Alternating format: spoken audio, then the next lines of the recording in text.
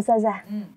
kenapa dalam surat Ad-Duha Mhm. Allah bersumpah atas dua waktu, yaitu waktu duha dan juga waktu malam? Iya, Sebenarnya ada rahasia apa sih dalam dua waktu tersebut? iya, ini bagus banget nih ya kita bahas tentang keutamaan dan apa yang terkandung pada surat Ad-Duha. Kalau saja kita bisa mengambil dan memahami 2 ayat aja. Hmm. Ayat yang pertama wad-duha dan demi masa. Masanya di sini adalah waktu duha, yaitu pada pagi hari. Wad-duha wal-laili iza saja. Kemudian yang kedua dan demi malam hari yang begitu gelap gitu ya. Nah, kenapa Allah menyampaikan akan 2 masa ini? Waktu duha, pagi dan waktu malam. Yaitu di mana Allah ingin menyampaikan bahwa Allah tidak pernah pergi. Allah itu selalu ada, bahkan di waktu-waktu yang orang terkadang lalai. Di waktu duha banyak orang yang bekerja, ya. Dan di waktu malam hari orang merasa bahwa sepertinya lalai gitu ya, banyak yang tidur, banyak yang mungkin sedang lalai di malam hari. Tapi justru di 2 masa itu adalah Allah ada dan bahkan Allah memperhatikan, sangat memperhatikan 2 masa tersebut. Masya Allah, ternyata itu rahasianya kenapa Allah menyebutkannya dalam surat Ad-Duha ini ya. Ini menarik banget nih Ustazah pembahasannya. Tapi sebelum kita bahas lebih lanjut lagi, Nada izin sapa-sapa dulu sahabat muslim yang ada di rumah. Assalamualaikum warahmatullahi wabarakatuh. Jumpa lagi dengan saya Nada Sikah dalam program Share It, program tausiah semi talk show yang akan membahas tema-tema ringan dari berbagai narasumber. Dan kali ini Nada masih ditemani dengan Ustazah yang cantik jelita dan ilmunya Masya Allah ini, Ustazah Kotrun Nada. Masih dengan 2 nada ya ini ya. Alhamdulillah sehat. Sehat ya Nada juga ya. Alhamdulillah, Ustazah sehat. Sehat Alhamdulillah, Masya Allah. Ustazah, kalau boleh tahu nih ya. Jadi dulu itu kan surat Ad-Duha turun itu untuk menghibur Rasulullah yang saat itu lagi galau, gelisah karena malaikat Jibril itu tak kunjung turun untuk memberikan wahyu kedua. Nah, gimana sih caranya Allah untuk untuk meyakini atau membuktikan kepada Nabi Muhammad bahwa Allah itu tidak meninggalkan atau apalagi membenci Rasulullah? Iya, betul. Memang kan di antara ayat ini adalah ayat untuk menghibur dari baginda Rasulullah SAW. Pun itu bisa dinisbatkan, bisa dikaitkan dengan menghibur kita bahwa sesungguhnya Allah itu Allah itu ada dan Allah nggak pernah pergi. Di saat kapanpun sesungguhnya Allah ada. Cuma terkadang kita ini suka lalai, dan di 2 waktu itu terkadang orang tuh suka lalai gitu ya. Nah, tentunya Allah menghibur baginda Rasulullah SAW dengan 2 ayat ini yang dimana wadduha wal-laili iza saja ma wadda'aka rabbuka wa ma qala. Sesungguhnya engkau tidak dikecewakan oleh Tuhanmu, dan engkau wahai Muhammad tidak akan ditinggalkan oleh Tuhanmu. Dan itu adalah sebuah hiburan tentu dari baginda Rasulullah, hiburan dari Allah Subhanahu wa taala untuk baginda Rasulullah sallallahu alaihi wasallam. Harusnya sih kita juga bisa mengambil hikmah dari ayat ini bahwa jangan pernah bersedih berlarut-larut, karena sesungguhnya ada Allah yang selalu bisa memberikan solusi dari berbagai macam masalah-masalah kita. Benar banget, seperti itu ya. Allah tidak akan pernah pergi gitu ya. Walaupun kita lalai, Allah tetap ada gitu kan, Masya Allah. Nah Ustazah, memang kan di 2 waktu ini tuh memang realitanya kita tuh kadang-kadang pas mau sholat duha ya malah sibuk dengan pekerjaan duniawi segala macam. Tiba-tiba malam, waktunya istirahat, akhirnya nggak sempat sholat malam gitu kan. Nah Ustazah, gimana sih caranya supaya kita tuh tetap bisa mengasah diri, semakin mendekatkan diri kepada Allah dan menjadi orang yang awabin, Ustazah? Iya, betul. Tadi dibahas terkait dengan bagaimana supaya kita betul-betul beribadah kepada Allah. Benar. Dan memang kan di 2 waktu ini adalah waktu yang kadang orang banyak lalai. Benar. Dan hikmahnya kenapa sih ditekankan di waktu duha dan juga di malam hari? Karena coba ya kalau kita analisa waktu itu kan 24 jam. Benar. Jadi Allah tidak membiarkan manusia itu lalai dalam melewati 1/4 hari. Contohnya gini, subuh kita punya waktu jam 5 misalnya. Kemudian akan sholat lagi, sholat fardu, sholat wajib itu jam 12. Maka di antara jam 5 subuh sampai dengan jam 12 ada yang namanya sholat duha. Makanya dianjurkan kita untuk beribadah sholat duha. Kenapa? Karena waktu itu adalah waktu yang untuk kita mendekatkan diri kita kepada Allah. Kemudian dari zuhur ada asar, berdekatan waktunya. Dari asar ke maghrib, maghrib ke isya, isya sampai sampai subuh lagi. Itu kan ada waktu yang sangat panjang. Maka Allah sangat menekankan bahwa dianjurkan kita sholat pada malam hari. Jadi 2 waktu itu adalah waktu yang sebisa mungkin ini adalah waktu yang bisa kita justru meningkatkan ibadah kita kepada Allah dengan sholat, dengan baca Quran, ya. Bahkan kalau terkait dengan amalan sholat duha itu dalam hadis qudsi ini yang pernah difirmankan, dan ini hadis qudsi ya, tidak dalam Al-Quran tapi pernah dikatakan oleh Allah Subhanahu wa taala, difirmankan oleh Allah Subhanahu wa taala, ya benar Adam, wahai anak Adam, tunaikan untukku 4 rakaat di awal siang. Tunaikan untukku, kata Allah, 4 rakaat di awal siang. Artinya awal siang itu ya kisaran sekitar pukul 8, pukul 9, kan udah mulai menjelang siang kan. Kenapa? Karena kalau engkau menunaikan 4 rakaat di awal siang, maka aku akan cukupkan semua kebutuhan-kebutuhanmu. Itu pada waktu duha artinya. Lalu bagaimana ketika keutamaan kita bisa menghidupkan malam hari dengan ibadah? Wa minal laili, Allah firmankan dalam Al-Quran, wa minal laili fatahajjat bihi nafilatan lak asa ayyab'atsaka rabbuka maqama mahmuda.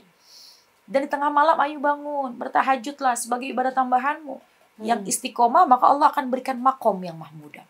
Nah itu kan 2 waktu itu adalah waktu yang sebisa mungkin kita hidupkan dengan ibadah. Ya, dan alhamdulillah Allah tekankan waktu duha, di waktu pagi hari dan waktu malam hari untuk ayo dong ibadah. Kenapa? Karena di waktu itu waktu istimewa supaya engkau tidak lalai kepada Allah. Masya Allah, begitu istimewa ternyata 2 waktu betul. tersebut ya Ustazah ya. Mudah-mudahan kita bisa istiqomah untuk melaksanakan sholat duha dan sholat malam teman-teman ya. Ustazah, Allah kan berjanji kepada Nabi Muhammad akan mengabulkan permintaannya, akan memberikan hadiah asalkan Nabi Muhammad ini hatinya bahagia gitu kan. Tapi saat itu Nabi Muhammad hanya meminta agar pengikutnya atau umatnya itu dimasukkan ke dalam surga. Kenapa Nabi Muhammad meminta hal itu aja, Ustazah? Karena bentuk kecintaan baginda Rasulullah SAW. Baginda Rasul tidak mementingkan dirinya sendiri, padahal sangat bisa. Ketika baginda Rasul meminta untuk saya masuk surga, udah pasti.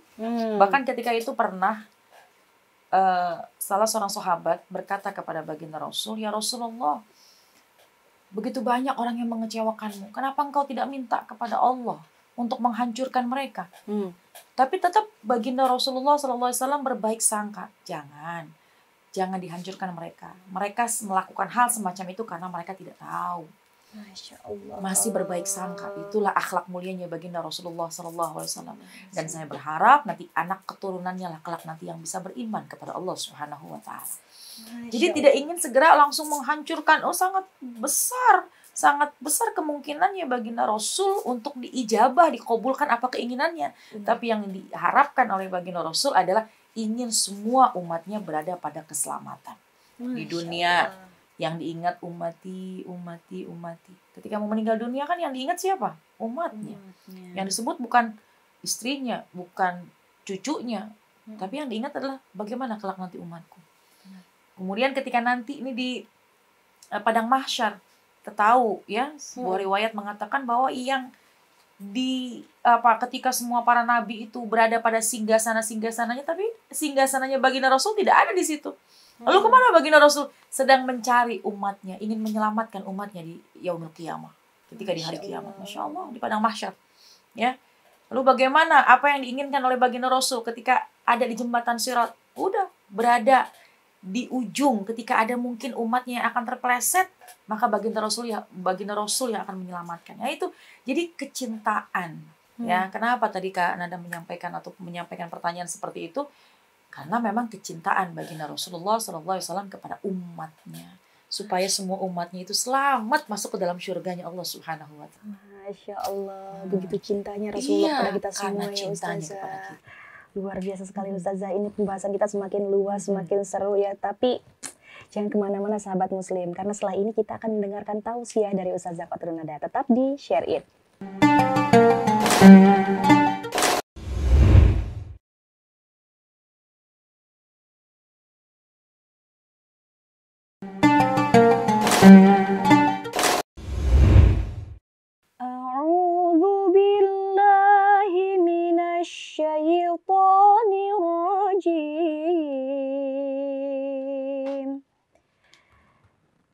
Bismillahirrahmanirrahim.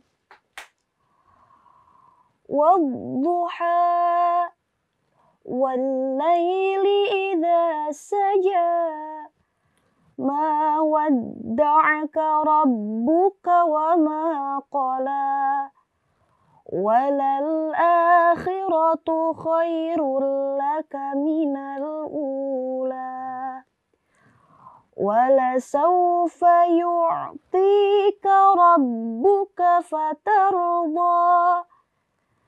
Alam yajidka yatiman fa'awa. Wa wajadaka dhallan fahada. Wa wajadaka ailan fa'aghna. Fa'ammal yatima fala taqhar. Wa ammas sa'ila fala tanhar. Wa amma bi ni'mati rabbika fahaddits. Shadaqallahul azim.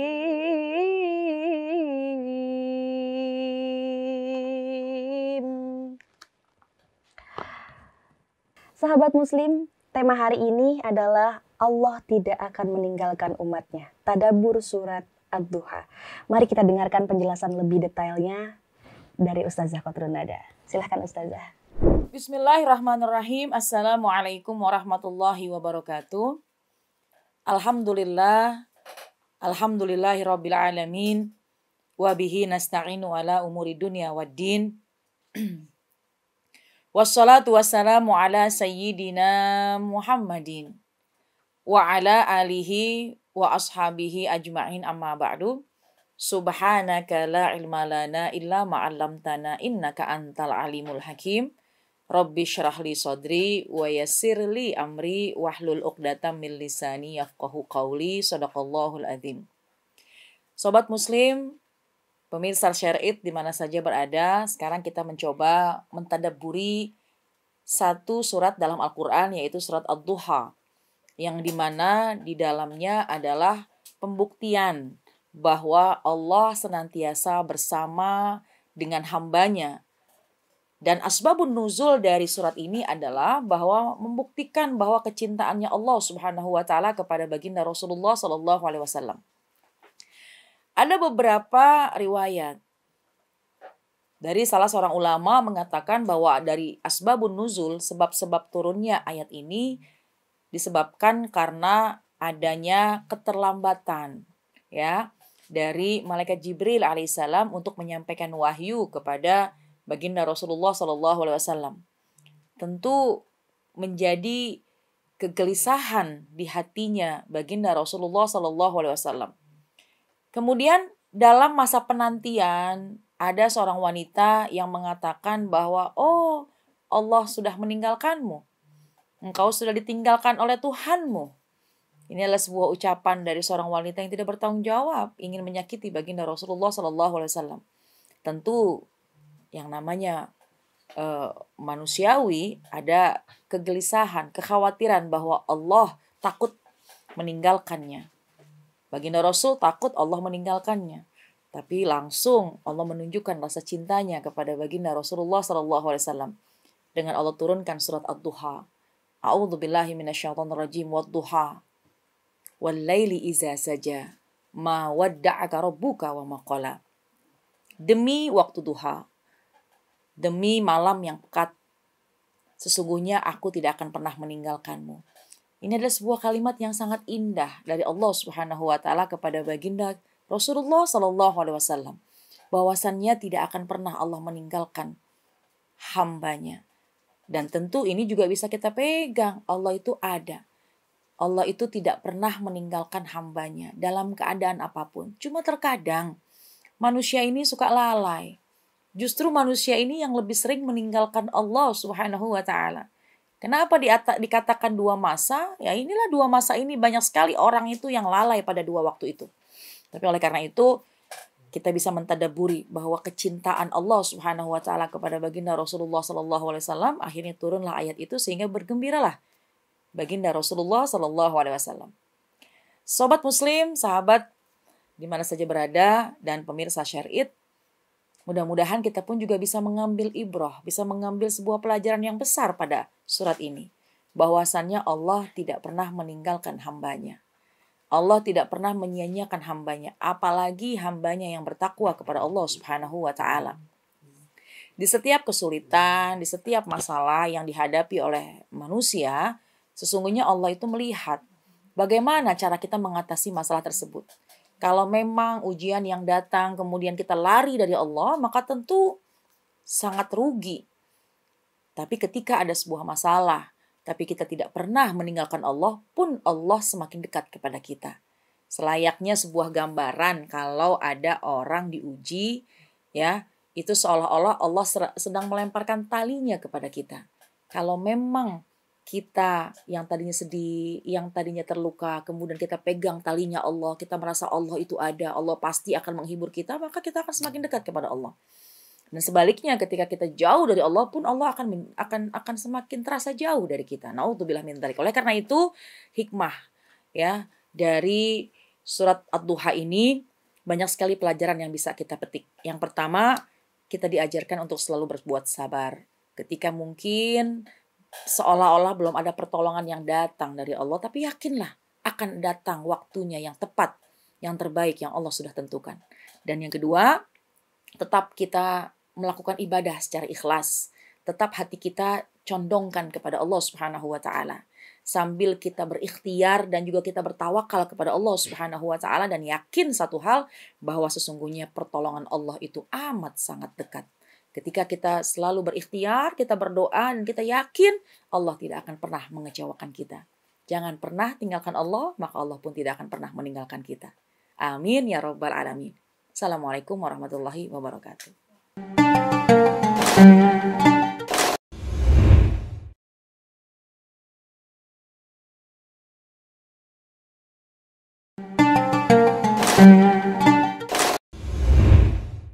Sahabat muslim, masih bersama saya Nada Sikah dalam program Share It. Ustazah, terima kasih banyak pencerahannya.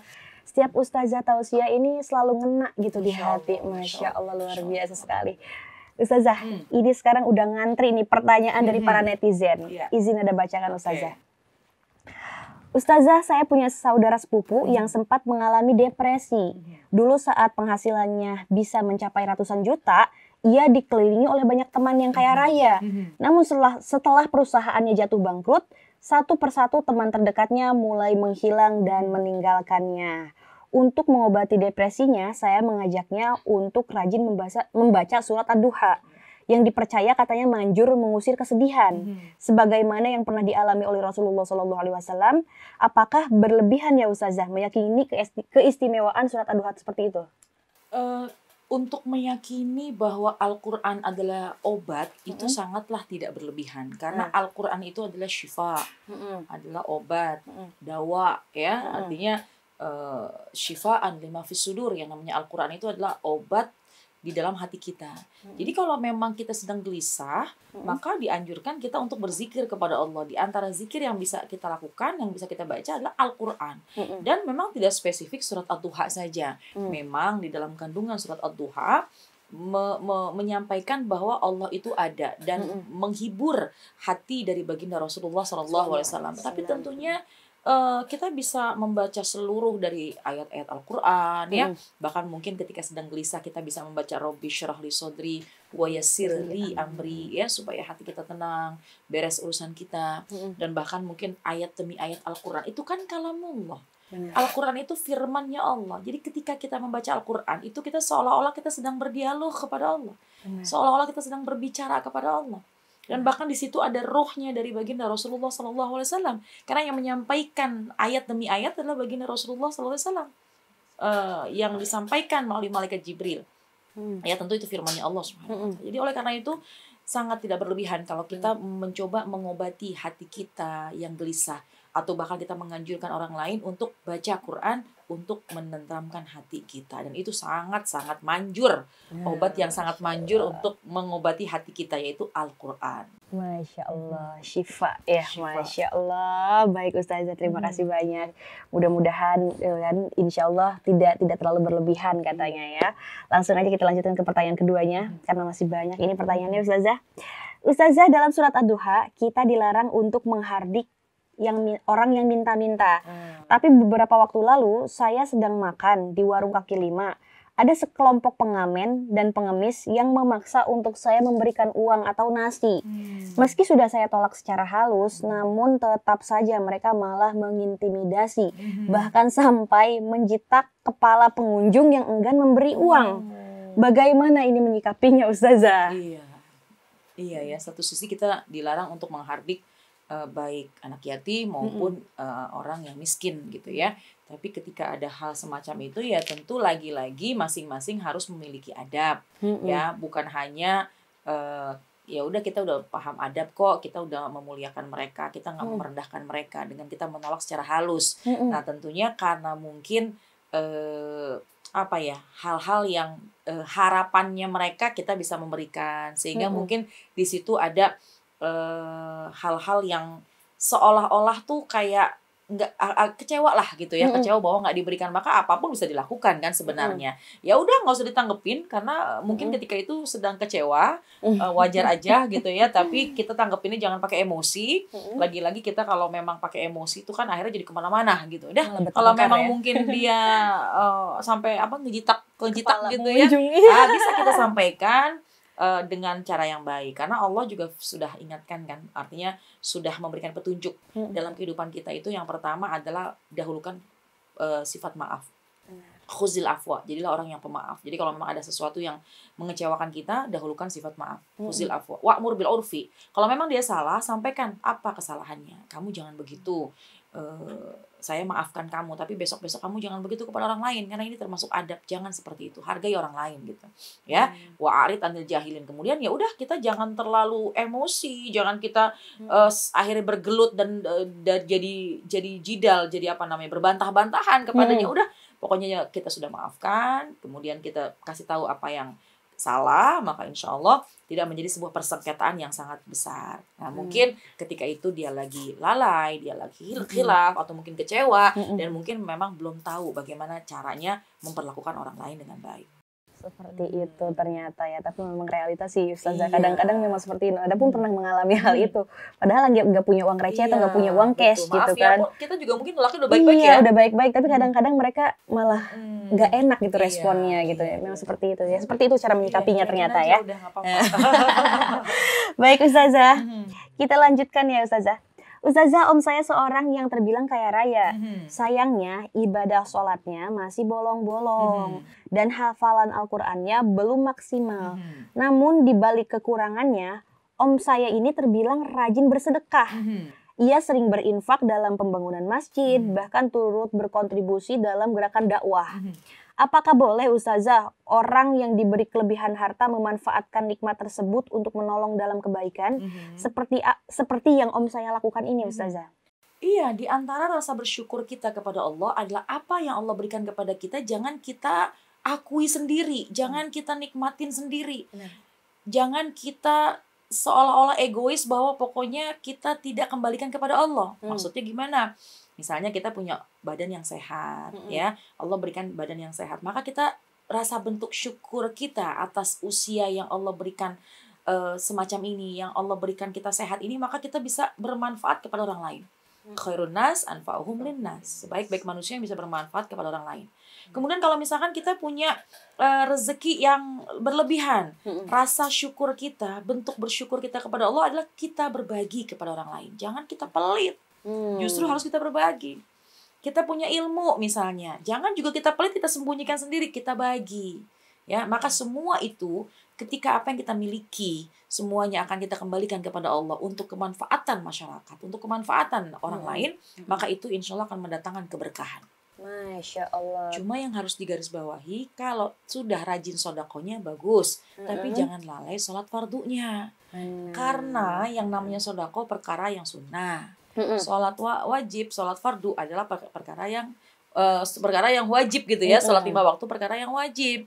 Jangan kita mengejar hablum minan nas terkait dengan berbaik kepada orang lain. Ini tidak salah karena dia pasti akan mendapatkan pahala tersendiri. Benar. Tapi kan ketika nanti kuncinya itu kita tidak miliki, maka sia-sia. Contoh, kamu sudah berbuat baik kepada manusia, kamu sudah sering berbagi kepada orang lain, maka tempatmu di surga karena sering bersedekah.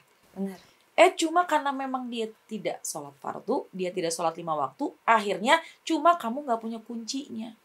Rugi luar biasa. Padahal udah kelihatan tempat dia di surga karena sering berbagi, cuma masalahnya kuncinya dia nggak milikin. Kenapa kuncinya nggak dimilikin? Karena dia tidak mencoba menjalankan kewajibannya selama hidup di dunia. Bukannya rugi luar biasa. Jadi karena itu yang wajib kita kerjakan, yang sunnah juga kita kerjakan. Masya Allah, jadi harus lengkap, harus seimbang toh ya. Masya Allah, luar biasa. Ustazah, ini pembahasannya semakin luas, semakin seru, semakin menarik. Tapi mohon maaf Ustazah, kita jeda dulu. Dan buat sahabat muslim, jangan kemana-mana, tetap di Share It.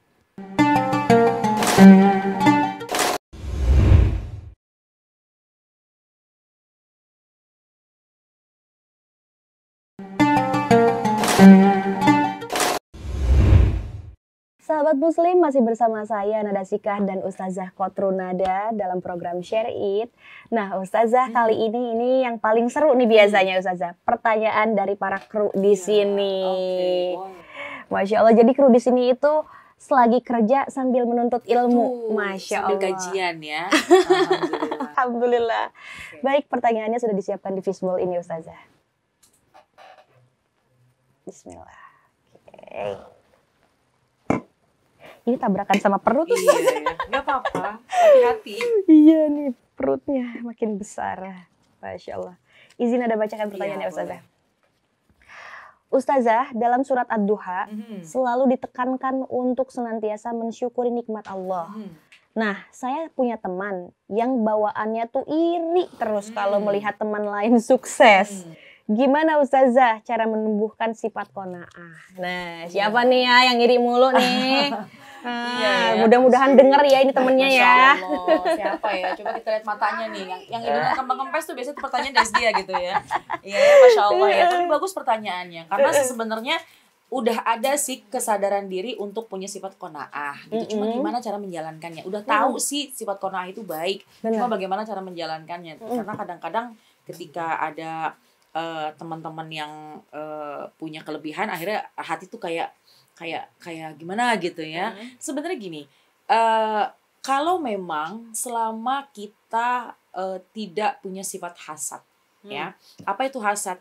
Ketika kita melihat kelebihan orang lain dan kelebihan orang lain itu menjadikan kita jadi pesimis, kemudian bahkan kita ingin na'udzubillah min dzalik ya, kita ingin kelebihannya oleh teman kita itu hancur, itu yang tidak diperbolehkan. Tapi kalau sekiranya ada orang yang punya kelebihan, kemudian kita termotivasi, oh dia sukses karena dia suka menabung misalnya, dia sukses karena dia bekerja keras, kemudian dia bisa banyak ibadahnya di sela-sela pekerjaannya, kemudian dia banyak sedekahnya, itu justru harus kita jadikan motivasi. Ya, harus kita jadikan motivasi untuk mengejar semacam itu. Harus kita contoh gitu. Jadi supaya kita pun juga punya kebaikan. Jadi kalau untuk hal-hal ibadah kita boleh untuk mengupgrade gitu ya. Nah, tapi adapun sifat qanaah menerima gitu. Menerima artinya ya udah, memang yang sudah Allah berikan itulah yang sudah pantas menurut Allah. Karena semua ini kan tidaklah daun sehelai itu berguguran, kecuali semua atas izin daripada Allah Subhanahu wa Ta'ala. Jadi apa yang terjadi, apa yang menjadi milik kita, nah itu memang sudah menjadi ketentuannya Allah. Contoh, ini cangkir, kita mau minum nih, ini kan punya saya ya. Tapi ketika mau minum, kemudian udah di deket tinggal sedikit lagi mau sampai ke mulut saya, tiba-tiba tersentuh, hilang atau jatuh airnya. Udah hampir deket loh ini. Tapi memang bukan rezeki kita, akhirnya dengan caranya akan terlepas. Tapi di posisi sebelah sana, di seberang sana ada rezeki kita, maka akan datang dengan caranya Allah. Nah, oleh karena itu jangan pernah berhenti untuk kita berikhtiar, kita berdoa, kita bertawakal. Hasilnya kita serahkan kepada Allah, maka insya Allah kita punya sifat qanaah. Yakin semua yang memang punya kita pasti akan Allah kirimkan dengan caranya. Benar banget. Seperti itu ya. Tuh disampaikan ke temennya ya. Tuh ya. Kalau nggak disampaikan ke temennya, rekam, ntar dengerin ke temennya, oke? Siap, kita lanjutkan Ustazah ke pertanyaan selanjutnya ya. Ustazah, di lingkungan rumah saya ada seorang anak yatim yang super duper nakalnya. Semuanya nggak ada yang berani menegurnya karena takut dibilang menghardik anak yatim. Apa sebaiknya dibiarkan saja ya Ustazah? Gimana nih Ustazah? Baik, itu bagus ya pertanyaannya. Sebenarnya kan yang namanya menghardik itu merendahkan, mencaci maki, kemudian sampai memukul. Tapi kalau memang ada anak yatim yang misalnya nakal, kemudian mungkin belum paham, maka tentu kewajiban kita untuk mendidik. Kan beda antara menghardik dengan mendidik. Kalau menghardik tentu marahin, mengecewakan, akhirnya merendahkan. Tapi kalau mendidik dikasih tahu, kamu nih jangan begini. Kamu nih adabnya jangan seperti itu. Kamu nggak boleh begitu dengan orang yang lebih tua. Nah itu kan tujuannya untuk mendidik. Bahkan ketika anak tersebut berubah menjadi jauh lebih baik, maka insya Allah yang mendidik ini akan mendapatkan besar pahala di sisi Allah Subhanahu wa Ta'ala. Intinya jangan merendahkan, jangan menghardik, jangan mencaci maki, tapi tujuannya adalah untuk mendidik agar anak yatim ini menjadi anak yang betul-betul memiliki akhlak yang baik. Seperti itu. Boleh berarti menasehati asal tidak menyakiti gitu ya. Oke, siap. Terima kasih Ustazah. Kita lanjutkan lagi ke pertanyaan selanjutnya. Ustazah, setiap manusia pasti akan diberikan kecukupan oleh Allah Subhanahu wa Ta'ala. Tapi kok saya ngerasain nggak pernah cukup ya? Bagaimana ya Ustazah caranya supaya selalu melihat ke bawah dan nggak melulu melihat ke atas? Gimana? Kenapa ya merasa kok kayaknya kurang merasa cukup ya? Bahwa sebenarnya namanya rasa syukur itu ada dalam jiwa kita, ada dalam diri kita. Ya, kalau memang kita merasa kita bersyukur, kita merasa cukup, maka itu akan indah. Tapi kalau misalkan dunia kita kejar, itu semakin lari. Contoh nih, mohon maaf ya, kita kita suka dengan satu merek smartphone gitu ya. Itu kita suka dengan satu smartphone. Kemudian kita suka dengan yang paling baik, yang paling tinggi udah kita beli. Nggak lama tahun depan ada lagi yang lebih tinggi lagi. Upgrade lagi. Kemudian kita mau misalkan kendaraan yang paling baik, yang paling mahal, kita beli. Ada uangnya cukup. Kemudian tahun depan akan datang lagi. Jadi kalau kita mengejar dunia itu sebenarnya nggak ada habisnya. Kita mengejar dunia maka dunia akan semakin lari. Nggak bisa kita genggam. Jadi oleh karena itu jangan pernah jangan pernah kita ini merasa kurang aja gitu. Kayaknya yang ada itu justru kita nikmati. Dan keindahan, kebahagiaan di dunia yang paling besar adalah ketika kita memiliki rasa syukur. Karena dikhawatirkan kalau kita kufur, la in syakartum la azidannakum wa la in kafartum inna adzabi lasyadid. Kalau kita bersyukur nih, alhamdulillah yang ada alhamdulillah, udah ada alhamdulillah, yang itu alhamdulillah. Bersyukur dengan apa yang kita miliki maka Allah akan tambah. Tapi sebaliknya, kalau kita merasa kurang, malah kita kufur, kok kayaknya Allah kurang nih ngasih. Lu kayaknya dikit banget sih Allah ngasih, itu kan kufur kan, padahal sesungguhnya Allah sudah memberikan begitu banyak. Inilah yang dikhawatirkan, wala in kafartum inna adzabi lasyadid. Dikhawatirkan bukan malah bertambah hartanya, tapi malah mendapatkan azab yang pedih dari Allah. Naudzubillah min dzalik. Jadi justru kalau memang pengen dapat rezeki yang berkah, rezeki yang bertambah, dahulukan dengan sifat bersyukur. Syukur aja udah dengan kalimat alhamdulillah. Alhamdulillah itu kalimat alhamdulillah adalah afdhalud doa. Ucapan alhamdulillah itu adalah doa yang paling afdal.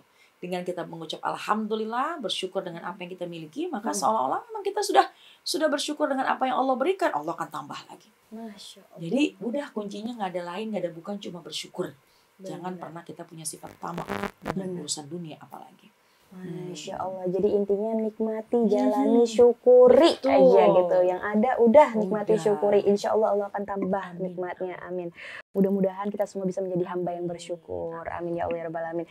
Ustazah, ini pembahasan semakin seru, semakin luas. Tapi ini tuh gak kerasa waktu itu kayak singkat banget ya. Udah tahu-tahu udahan aja ini ya. Tapi gak usah khawatir sahabat muslim. Karena kita akan lanjut lagi di episode selanjutnya dengan pembahasan yang lebih seru lagi pastinya.